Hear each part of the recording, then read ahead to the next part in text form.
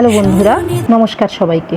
আজ উল্টো রোদ, তাই আমি নিরামিষ করে সব রান্না করেছি, কারণ দুপুরে মন্দিরে প্রসাদ পাবো। তাড়াতাড়ি রান্নাটা শেষ করে মন্দিরের উদ্দেশ্যে রওনা হলাম।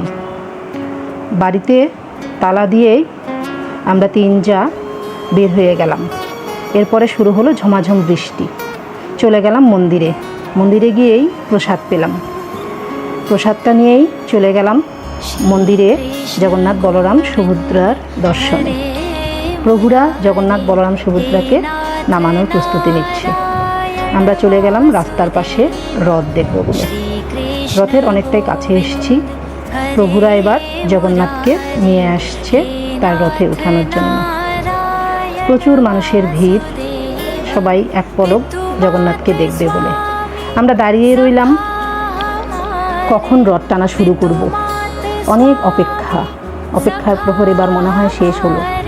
আমরা যাত্রা শুরু করে দিলাম, জয় জগন্নাথ, জয় জগন্নাথ, জয় জগন্নাথ বলে। এরপরে আমরা চলে এলাম আমাদের বাড়ির অনেকটাই কাছে, আর জগন্নাথকে একটু এগিয়ে দিলাম। দিয়ে আমরা কিছুক্ষণ অপেক্ষা করলাম জগন্নাথ ব্যাক করে আসবে। এরপরে জগন্নাথ চলে এলো। আমরা সবাই জগন্নাথকে বিদায় দিয়ে বাড়িতে আসার প্রস্তুতি নিচ্ছি। বন্ধুরা, চ্যানেলটি আমার নতুন, সবাই লাইক কমেন্ট শেয়ার করে আমার পাশে থাকবেন। ধন্যবাদ সবাইকে। জগন্নাথ সবার মঙ্গল করুক।